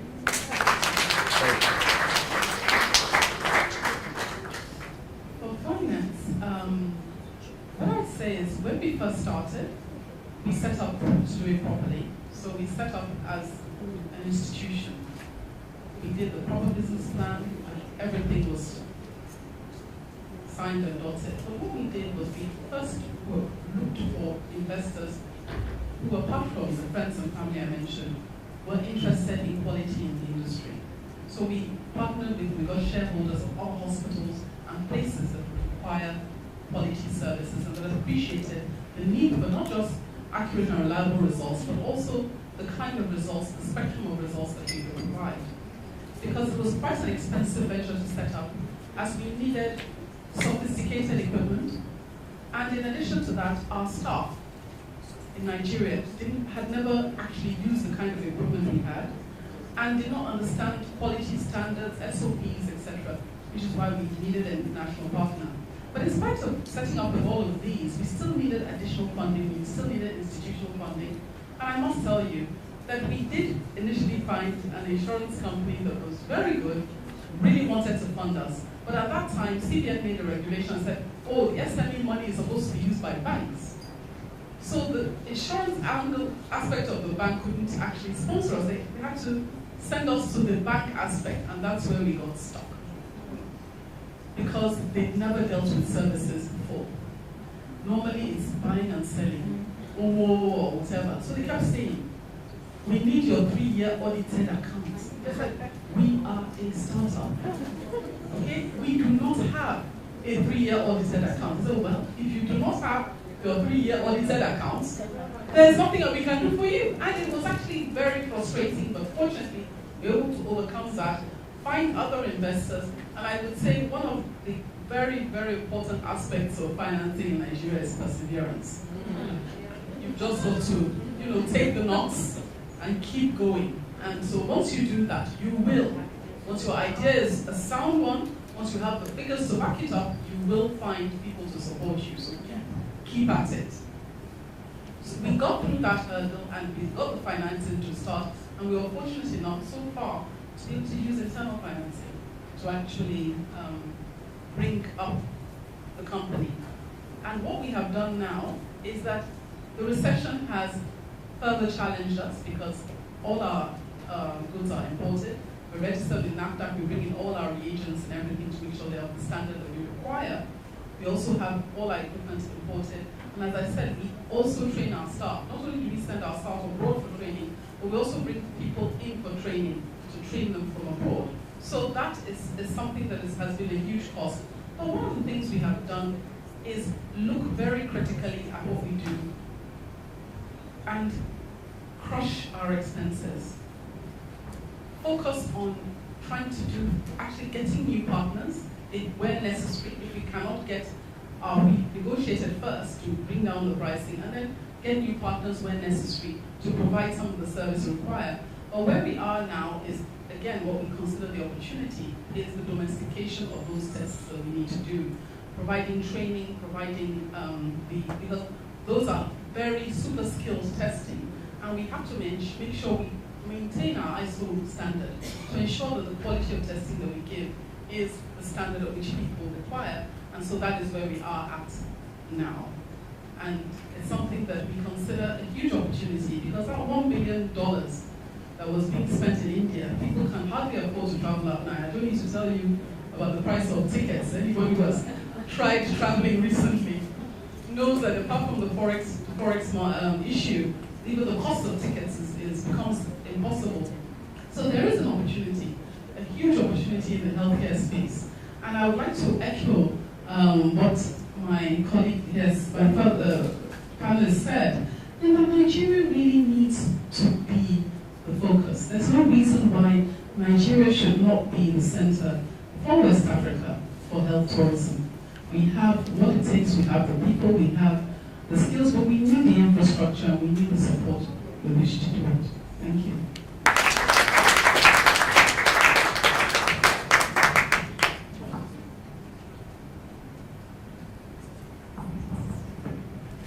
So I think we've had a very exciting discussion, and I'm not even going to spend time trying to summarize and all of that. I think it was very interesting. We don't have a lot of time left, but I'm just going to throw this open to our also equally exciting audience for questions. And I think Hadiza will tell us how we manage this. But before we start, I'm going to do a cold call because I have the microphone, so I have the power. And I'm going to call, she's not looking at me, I'm going to call on someone that's very close, also a financier, if I can say that, and a partner of BOI in many ways, not only in one way, in several ways. And I'll ask her to please just open up the floor from that side, equally important, by just giving us just a quick introduction on this access to finance, and also just to get the questions going. So I'll call on our partner and on my friend, Hajara Adeola, Mrs. Hajara Adeola. I work for a company called Lotus Capital, and we're fund managers, and I've been in the finance sector for the last 22 years. And I was very fascinated by the perspective from the people in the real world, as I say, doing the real business. And one thing that came to my mind was that many times people approach us, they say, oh, yeah, I had a friend at the weekend. I was exercising, and she said, what do you do? I said, I'm a fund manager. Because, oh, I need money. Do you give money? As if, and that's the impression we get a lot of times. If you're a bank or you're in the finance sector, there's almost an impression that money is free. Or even, I'm sure BOI, they get that a lot. People just feel this is part of sharing the national cake. Money is free. Yes, everybody has a right to access the funds that are available in the country. But the question you have to ask is, for what? And in what way? And why would somebody give you money? And what I always tell people who approach me is that, those of us in finance sit on both sides, because they're assets and their liabilities. People have given us their money to manage for them, whether you're a financial institution or a finance company or private equity, or even BOI. People have given you money to manage for them. And it could be your money. You want your money back, and you want a return on that money. On the other side, you have the assets, which is the business that you need the money for. And they need money to carry out their business, to create employment, to create wealth also for themselves. You go into business for a profit. And so you have to marry those two things. Those who are giving money want their money safe, and they want to return their money, and they want their money back. And those who are accessing money need to understand that very, very clearly. And so I always say, put yourself in the shoes of the person who owns the money, as if you were them, and try and present the case such that you would find it easy or feel more comfortable giving them that money. Convince them, give them the assurances and the confidence and the comfort that their money is in good hands. I think Mr. Kikiwe talked about trust and integrity and discipline. Give them the assurance and the confidence and the comfort that then if they give you their money will come back. and give them the assurance and the confidence that if you give them your money, their money will come back with a gain. And all the things that go into doing that, I think are the things that entrepreneurs really need to focus on before they come to access the finance. And that's everything from doing your homework, doing your business plan, putting structures in place, packaging as much as possible your idea. And if you need help, many institutions are there to help you to do that. And also the issue of integrity, track record. And that's why sometimes people start with family and friends. People who know you, and what's your character like? Have you borrowed money before and run away, or not come back, or not talk about it? So it starts with small things, and I think those are the very, very critical things. But it's very, very exciting. I'd love to talk to Rue Fruits afterwards. But I eat. My stepdaughter actually brings your fruit home to us as gifts. So I tasted it. I didn't know I'll meet you. I'm delighted to meet you. I think you're doing an awesome job, all of you, and we'll all try to support you as best we can. Thank you. I'm Temilola Adepetu, CEO of School Kids Limited. In terms of, we do uniforms, and before now, most of our uniforms were about 80% imported. Now, in the last few years, we started the import substitution process. But what we did was, we're getting quite frustrated because we are trying to partner with some textile industries here. And I also realized, like Mr. Taiwo said, that some of them are owned by Lebanese or Indians. But the time lag between when we place the order and when the uniforms, when the materials are delivered to us are not realistic for us to be able to deliver to our own customers. It takes about 3 or 4 months. And that's because Forex is not available to them to be able to import their yarn. And therefore they cannot make these fabrics to our own specifications. And if we even commit ourselves to buying what they have, if we are not sure of, we are not guaranteed continuity. So we would like to find out what is BOI doing to revamp. There's a lot of talk about it, but what are the specifics to revamp the textile industry? And then also to look into, to support those who want to provide accessories for the fashion industry. Thank you. Good afternoon, everybody. My name is Taiwo Ali. I'm a legal practitioner. My question is, why debt and not equity? I want to know if there's a skepticism amongst the panelists on whether they would rather have finances from banks or look for individuals or institutions to invest, thereby diluting their ownership. Thank you. My name is Anu Akiola. I run Extra Kids Crèche and Preschool. Like 4 years ago, I wanted to start my business, and of course, funding is always the issue. I had the passion, I had the knowledge to do what I wanted to do. And I had many people that were interested in partnering with me. And I went to BOI, I submitted everything I needed to submit, come back today. I was on the case for like 3 months. And I was just at the brink of it was going to come out, and then they said it was not. They started asking questions. Eventually, I got to realize that education is not something. If it's not manufacturing, they started telling me, "Hey, can't you do something in manufacturing?" It's education. I want to solve a problem in early childhood. We have a problem in education. It's a booming cancer. If we don't solve it now, what we're talking about, we won't be able to cope with it. And they were trying to tell me, you're going to manufacturing, and of course, with the help of family and friends, I eventually started the business. It's 4 years, we're opening a second branch. But I know that there are many people today who want to start a business in education. Education generates a lot of income. So I wonder why it's not easy for education to access funding through BOI. Less than 2 years ago, so one of my side hustle, as we call it, is I run a food and beverage company. Less than 2 years ago, I approached BOI. I'm an accountant, I had my business plan, I had everything. We had acquired the land and we're looking for funding to start off. And I was very disappointed because, amongst the requirements, which we could have gotten through, but what they said was, you need collateral and they will not accept land, which I thought was we're already halfway there. So over the past 2 years, with the help of friends, family, lots of sacrifice from myself and my husband, we have started the business. We are now at a stage where we're about to expand. And I've looked at the list of requirements. We really want to meet everything. However, a part of me is like, BOI that I went to meet 2 years ago. Why should I come to them now after I have struggled and sweated? So I think it was Mr. Babatile that alluded to the point about how a lot of banks, they don't look at, they're so focused on collateral, they don't look at the cash flows that could be generated. What is BOI doing about this? That's my main question.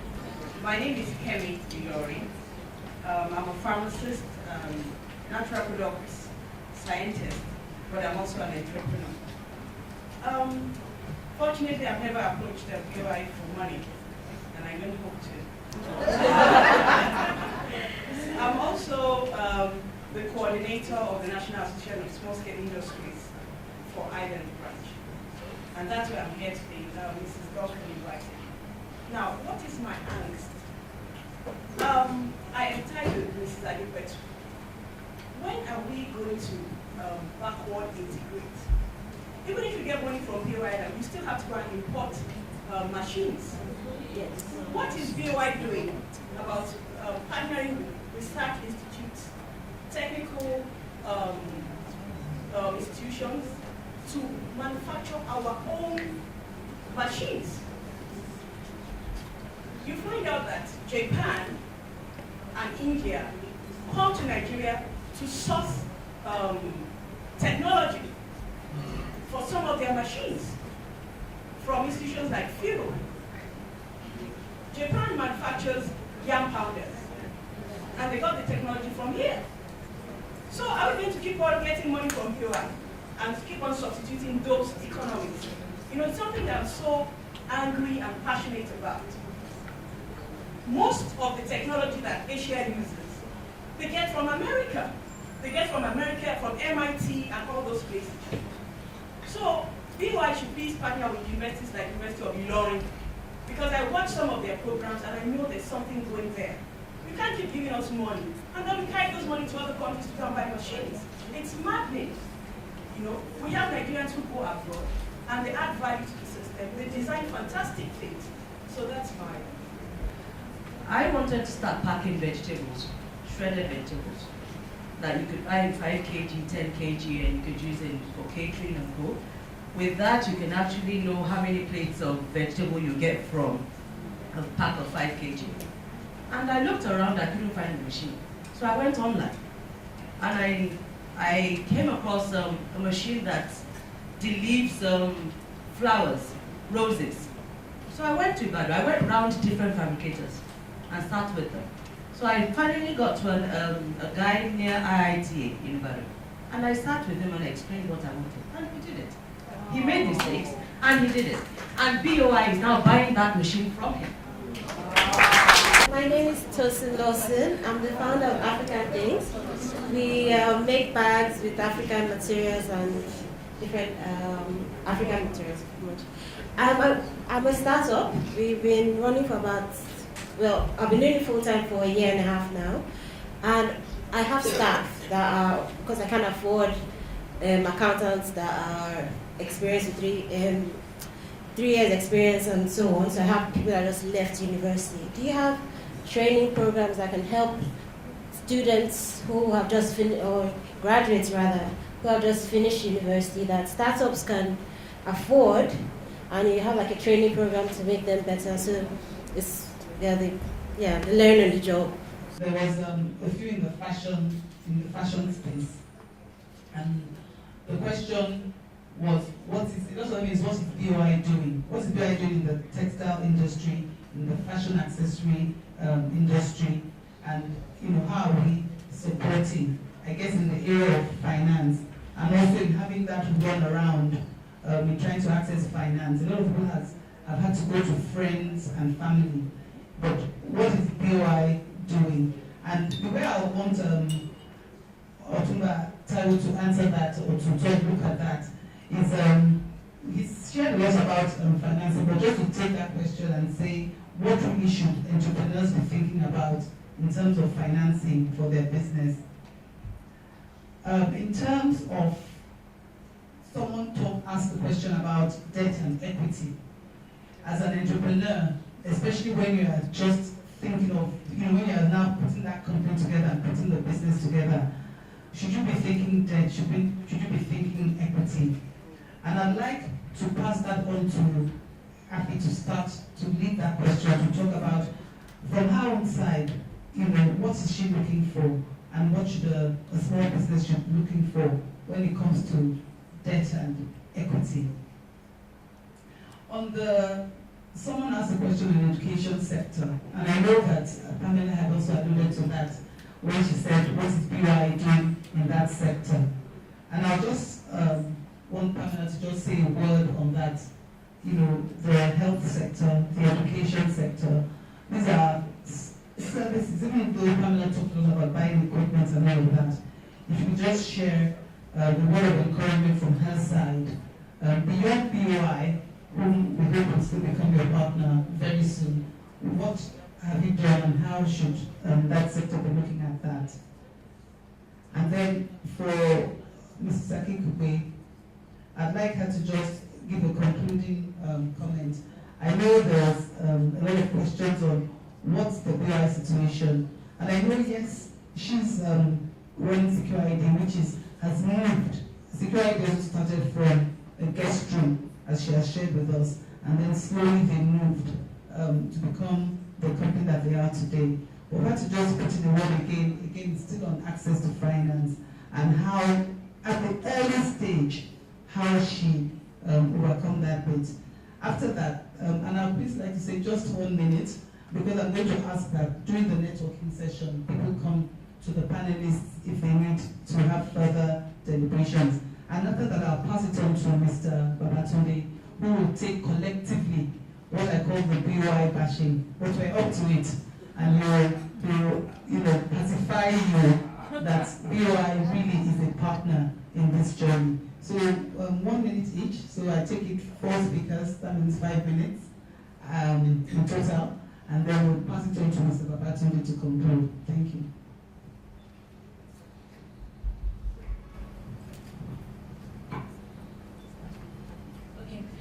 So the question around debt and equity, I don't think there's necessarily a preference for debt because the interest rates are actually quite high and most people's cash flows actually cannot support such huge interest rates. But there's just a lack of equity. I mean, most of the equity players in Nigeria are really looking at large scale deals. So if you're not looking for maybe $5–10 million or above, you usually find that there's very, very few companies that would invest equity in SMEs. So most people just take equity through their family and friends. I guess, and also debt is really when you've proven the concept and you're trading quite high volume, so you can afford to pay the interest on the debt. So I think it's a matter of what's available in the market versus what entrepreneurs prefer. I think most people would prefer equity just because it allows time to grow, but it seems debt is more available in the market. Thank you. I think we're having a little problem in this industry because we are putting bicycle before the horse, and I don't see how a bicycle can drive a horse. So that's our major challenge. One, because we don't have the institutions. You, madam, can say, okay, I want to choose school uniform. How many machines do I need? How many type of professional machines do I need for my uniform? You need a stress sewing, you need a button ball, you need a button packing, and you need a finishing machine, which is overlocking. First, that is information you need first. Okay, how much is it going to cost me to purchase all this equipment? After that, you now call on Wesley. I want to do uniform. How many tailors do I need? Because I want to do like 50 every day.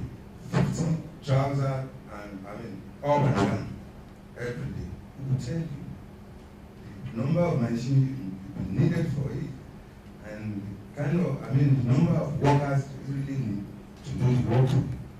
But those institutions are nowhere to be found. We don't have them. And the Yaba Tech are supposed to take charge.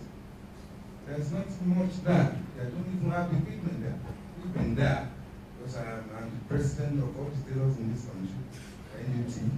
I've gone around, I've seen what we have, and I concluded we don't have anything. So, madam, you have started. You have to keep it up. Presently, you are doing uniform. You can go ahead and start doing apparel for the hotels. You can start doing the sheet for the hotels. You'll be bringing money in to do it well. So, finance, you might not have much problem with it now, except if you want to grow big now, you want to probably take over West Africa or export to abroad, which is our plan now. So those are our problems really. We don't have the institution that can even render advice. That's why I said, you still have to do more. Try to do more, because if you are giving money out, to do what? When you don't have the skillful people that want to use the money, for a return, which is healthy, because if you borrow money, you must think now how at the bank you are going to return the money back to the bank. So, God will help you, sir. All right. I want to say first that I didn't catch your name, but I certainly feel for you, because the health sector, as well as the education sector, for some reason, don't appear important in our country. In most of the developed countries, healthcare and education are priorities, because they understand the importance not only for life, but for the development of the nation. And so when priority sectors are being listed by government, it includes airlines, no health, no education, and yet our education is in a shambles, and so is healthcare. So I do feel for you, and I will say to you, believe in what you're doing and keep going for it, and you will succeed. But it is not an easy path, because that recognition of the importance of our two sectors is simply not there. Within healthcare, one of the things that I did that I think was helpful is when we have a business plan, what we did initially was we also identified people who would use our services and put them in as equity shareholders. So that when we started looking for institutional equity shareholders, they thought, oh, okay, you've got a number of hospitals in there. They're surely going to use your services, and they will then be more ready to invest in you. Coming to the point of the lady who talked about equity versus debt, we have actually raised, we've done rights issues, etc., to get us to the point at which we are. And there's something called an equity debt ratio that a company should have, which then advises you on what kind of levels of debt you should have in your company to actually make the best of it. Within the healthcare section, we actually decided it will be our corporate social responsibility. The two angles of corporate social responsibility we have with PrapCare is one, free testing for the underprivileged, and two is healthcare education, which we do A, to the public, which is the Doctors on Air program, and B, to our doctors, because there's a lot of healthcare education that our doctors actually need, bringing in doctors from the diaspora. We have a program called the Doctors Forum, but it is all self-funded.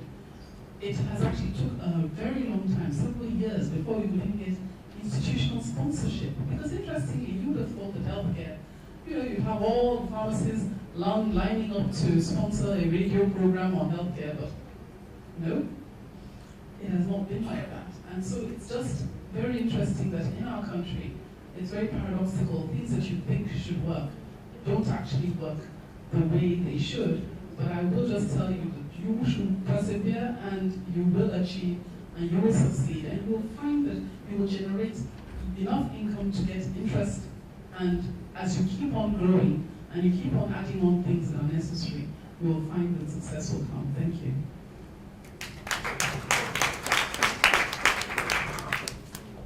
My twin set to conclude with a few comments and the early stages, because for me, I started from scratch, complete scratch, you know, with basically nothing. And, you know, as I said to you, I believe in organic growth. Have your dream in mind, you know where you're going, and that's the picture you keep looking at. And I also believe that money follows a good brand. When you start your business, like we started ours, and as I said, from a guest room, you know, got money from an uncle who borrowed me some funds, did the first job, did it professionally, and then that was able to get me more jobs, did those professionally, and what are you doing? You're building your brand. And honestly speaking, people are watching you. And that bank where you're depositing your funds, they are also watching you. So your account officer is there looking at you, they visit you, they want to know how the company is doing. And slowly but surely, it goes on that way. You may not start with your dream from day one, but let's keep it going, and as we've said, let's persevere as well. And then you get to a stage where you've built a brand that attracts not only debt, but it attracts equity. And equity is good. You know, I know it's difficult to bring in partners and so on. I know that is difficult, you know, but if you do your homework well and your lawyer is there to draft, you know, the kind of shareholding and how you want to partner, you know.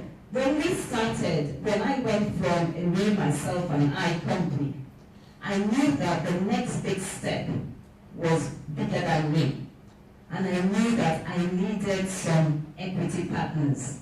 But I don't need, it wasn't just their money, but I need people that think alike, that are that way inclined, that have a long-term vision and also want to see company thrive for a very long time. You know, so those are the sort of partners that you bring in as equity. And yes, your shareholding will be diluted, but as I said, it depends. What do you want? Do you want to own the company 100%?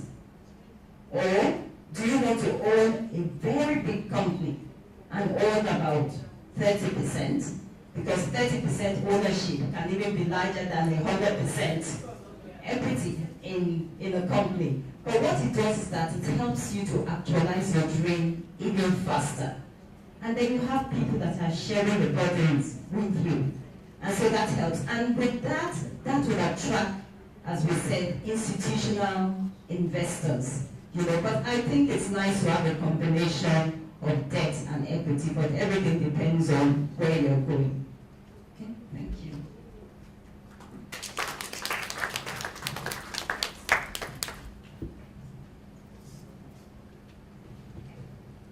Well, thank you very much. Let me quickly, well, first and foremost, I think it's no use arguing, and I want to apologize. I don't deserve apology for those that have approached the bank, either in the past or recently, you know, for whatever misgiving. But let me say, certainly, it is not exactly in line with the character and the expectation of the management of Bank of Industry. It's true, we've had quite a number of reports in terms of maybe how some prospective customers have been received, or even those coming to make inquiry. You know, however, let me advise. Number one, you know, madam, like the students, when they write paper, again, it depends on the level of the officer that you met, and it's very important. I've had occasions where there have been some issues. Some people will come and say, no, I want to see a management staff, or I want to see something. You discover that a lot of time, you know, such requests, you know, will have been, you know, properly ministered to. But let me even say that, well, recently we have a customer service department, okay? And you can make, if you have any issue at all, Unlike years back, some of us were asking Bukele how many years, was that experience. If you go to our website now, you can get a lot of information on Bank of Industry. If you have specific issues, you can raise it with the customer service, and they'll take it up. They will make inquiry. I think your guy is there. I think I saw you not long ago. Very vibrant customer service. They will take it up. Any issue at all, the Bank of Industry, and their line is open. 24 hours. You can also reach them on the www.ui.ng. So I believe that we have evolved in terms of responding to inquiry. But like I said, we're in this sorry for that experience. But I want to change your mind before you leave this place today, so that we can do a conference. In terms of funding of school, at the management session we look at this kind of services we should support. And we look at schools. And then we ask ourselves, if we start, where are we going to end it? We have very scarce resources, limited resources. And if we want to start funding schools, we start from, even only in Lagos alone, we almost take the resources of the organ. And I'm being very frank. So we now have to prioritize and say, we are Bank of Industry. Why not let's focus on industry? And let some other agencies of government or some other institution cater for some of these other areas.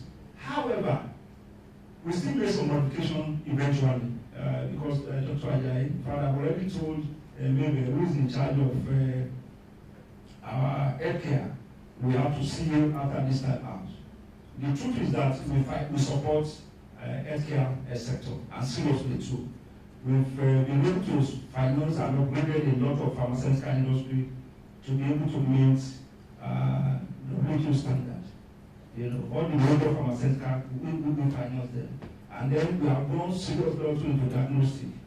And as we speak, we have supported not less than 5-6 diagnostic providers, because we believe that when diseases are properly diagnosed, we can now have the right kind of treatment. In fact, as we speak, we are funding a very big oncology project devoted to cancer treatment, so that people will not have to go abroad. We have gone very far in implementing that project. In terms of collateral, well, land will not be acceptable. I mean, for obvious reasons now, when you don't have a structure on the land, anybody can take over your land. Anybody can take it over. So usually it's always better to have a developed property, as a security. However, we've now gone down to say, how can we give up to about 5-10 million, like Mr. Ajayi said on our presentation, without necessarily asking for collateral? That we can ask for 2 guarantors that can provide a statement of net worth. So I think we've been able to cross that. Big question. When we go into machine fabrication, big one. Without a vibrant steel industry and a petrochemical base, how can you can't fabricate equipment? And it's not, DOI cannot promote a vibrant steel and petrochemical industry. It's beyond us. What's our resources? No capital base of DOI. So unless you have a vibrant steel industry and a petrochemical industry, you can't fabricate it, because all the companies, they are steel-based. They are petrochemical plastic. So eventually, even those local fabricators still have to import most of the steel components. They still import the plastic. So to me, I think that's where we have to start. However, we visited Europe, Proda, and all of them to partner with them. And of course, we are partnering with them. But we believe there's still room for improvement. On this note, I think I've tried my best, but it's always difficult to please everybody. Without taking too much time, on behalf of the management and staff of Bank of Industry, we want to thank you very much for making time to come. Like our executive director said, it has not come to an end. We can still continue to do here, and we can interact, exchange cards, discuss more, so that we can take something from this program. Thank you for coming, and God bless you.